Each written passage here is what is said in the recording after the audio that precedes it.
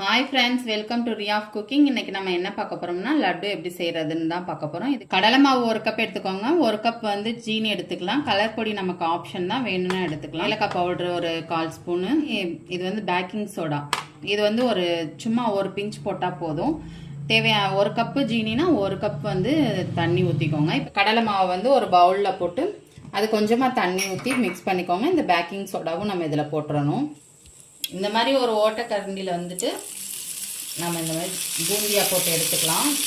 இந்த மாதிரி பூந்தி போட்டு எடுத்து வச்சுக்கோங்க. இப்போ நம்ம 1 கப் தண்ணி ஊற்றி ஏலக்காய் பவுடர் 1 ஸ்பூனு, கலர் பொடி நான் மிக்ஸ் பண்ணி வச்சுருக்கேன். உங்களுக்கு ஆப்ஷன் தான், வேணும்னா நீங்கள் ஊற்றிக்கலாம். இப்போ ஜீனியை போட்டுக்கலாம். இது கம்பி பதம் இந்த மாதிரி எல்லாம் வரணும்லாம் அவசியம் இல்லை. ஜீனி கரைஞ்சிச்சுனாலே போதும். நல்லா லைட்டாக ஒரு சிட்டிகை உப்பு போட்டுக்கோங்க. நமக்கு ஜீனி ஃபுல்லாக கரைஞ்சிருச்சு. இப்போ வந்து நம்ம வந்து பூந்தியை சேர்த்துக்கலாம். நமக்கு சூப்பராக ரெடி ஆயிடுச்சு. இப்போ நம்ம மேலாப்பில் முந்திரி போட்டு ஆறுனதுக்கப்புறம் நம்ம லட்டு